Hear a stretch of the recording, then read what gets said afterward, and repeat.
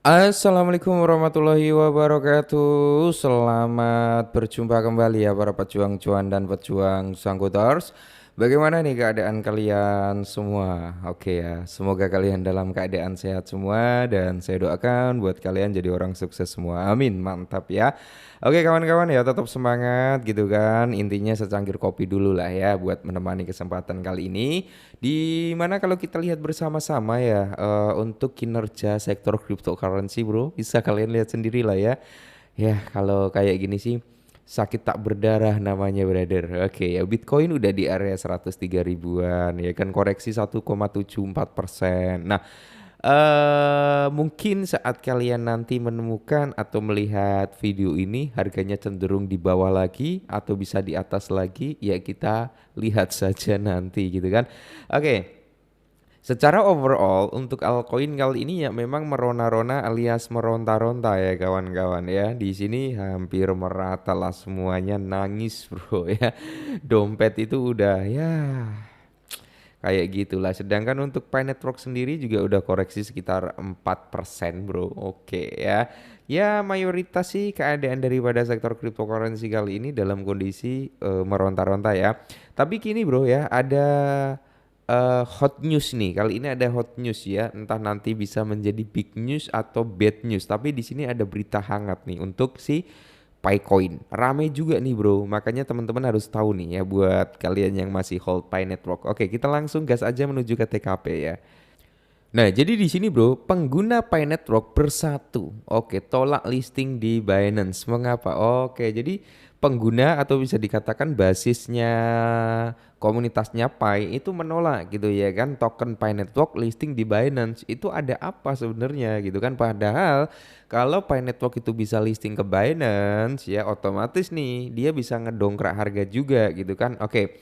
Jadi sebuah akun yang secara khusus membagikan berita dan pembaruan tentang Pi Network baru-baru ini mengadakan jajak pendapat di platform X dengan pernyataan, apakah Anda ingin melihat Pi terdaftar di Binance? Namun sebagian besar tanggapan yang diterima justru bersifat negatif, bro. Nah, Pi Network listing di Binance belum sebelum masalah ini diselesaikan ya. Maksudnya gimana nih? Pi Network listing Binance belum ya kan?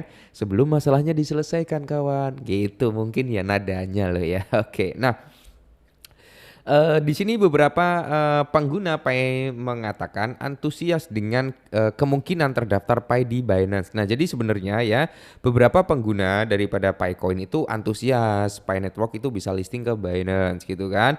Namun banyak juga yang menyuarakan kekecewaan dan frustasi menurut sejumlah pengguna. Proses listing sebaiknya ditunda hingga masalah KYC atau Know Your Customer ya yang sedang berlangsung benar-benar terselesaikan. Ya, saya setuju kalau ini bro ya. Untuk saat ini listing di Binance ya mungkin harga akan ngepam bro, pasti ngepam ya.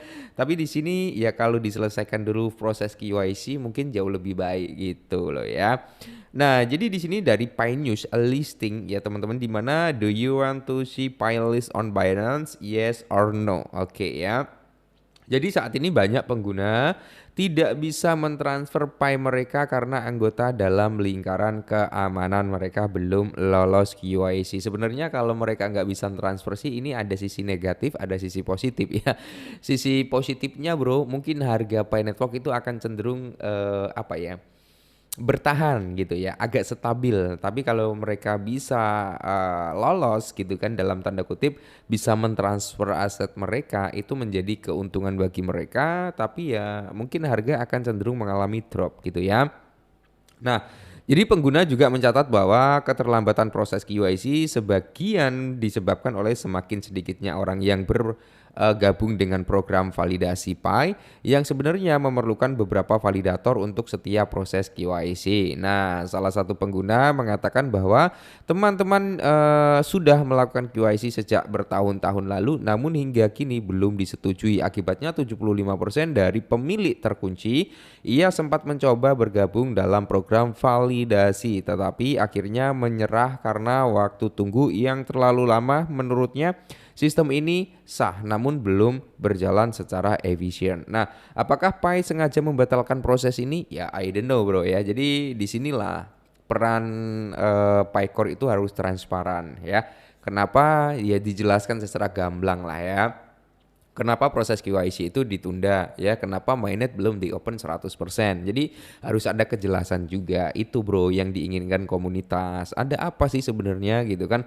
Nah, kalau ada mekanisme keterbukaan itu akan bagus gitu kan. Nah, seorang pengguna bahkan menyatakan bahwa Pi mungkin sengaja menunda proses KYC untuk menjaga agar token pengguna tetap terkunci. Nah, salah satu hal yang positif dengan terkuncinya aset para pengguna ya harganya akan cenderung stabil bro ya.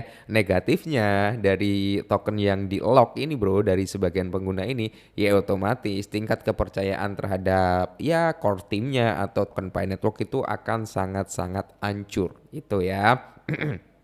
Nah, ada juga klaim bahwa Pi mengunci token mereka secara tidak adil meskipun mereka merupakan penambang awal. Salah satu pengguna mengaku kehilangan 2.500 Pi coin mereka hanya karena melewatkan batas waktu tertentu. Masalah keamanan Pi. Nah, selain itu, para pengguna menyoroti bahwa sistem dompet atau wallet Pi membutuhkan pembaruan besar-besaran. Ada laporan bahwa token pengguna terkunci tanpa persetujuan mereka. Beberapa pengguna bahkan memperingatkan Binance untuk berhati-hati karena mereka khawatir proyek ini bisa saja menghilang begitu orang mulai membeli Pi ya.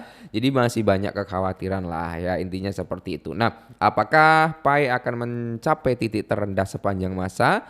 Ya karena kalau kita lihat Picoin juga udah mulai koreksi-koreksi lagi gitu bro ya. Jadi tim daripada Pi Network telah menetapkan batas waktu hingga 14 Maret. Waktu itu ya bro ya bagi pengguna untuk menyelesaikan KYC-nya. Nah, saat ini harga koin Pi itu kan telah hancur ya, bisa dikatakan bukan hancur sih, koreksi lah ya. Kalau hancur terlalu parah nih kata-katanya ya. Koreksi di area 62 kali ini bro ya, 62, 63, 64 ya bermain-main di area tersebut. Nah, jadi menurut kalian gimana? Apakah terdaftar di dalam platformnya Binance terlebih dahulu baru mekanisme-mekanisme yang saat ini belum terselesaikan itu akan menyusul atau diselesaikan dulu baru listing Binance ya. Kalau bisa listing sekarang sih saya juga seneng bro ya. Saya juga seneng ya. Tapi kalau menunggu mekanisme KYC-nya lolos semua gitu kan open mainnet 100% ya mungkin membutuhkan waktu lah intinya seperti itu. Oke. Jadi kalau ditanya apakah Pi Network ini ada harapan ya mengingat sebenarnya gini bro ya untuk tim Pi Network itu cukup aktif ya. Sering beberapa kali datang ke event juga lah seperti itu untuk memperkenalkan lah produk Pi ini dan beberapa waktu yang lalu juga ya untuk Pi gamenya juga ada gitu bro ya jadi semakin aktif juga jadi prospek untuk Pi Coin itu ya sekitar 70% sampai 80% itu masih ada peluang lah dia untuk bangkit kembali ya. Kok hanya 70 sampai 80%? Yes, 20% itu antisipasi kecuali memang tim daripada Pi itu udah konfirmasi, transparan dan sebagainya. Mungkin 99% Pi untuk jangka panjang it's okay gitu ya. Jadi makanya di sini saya menekankan buat teman-teman semua kalau memang kalian beli di harga rendah dan harganya running profit, silakan taking profit. Yang penting jangan 100% aja gitu ya. Oke, tetap semangat dan salam cuan.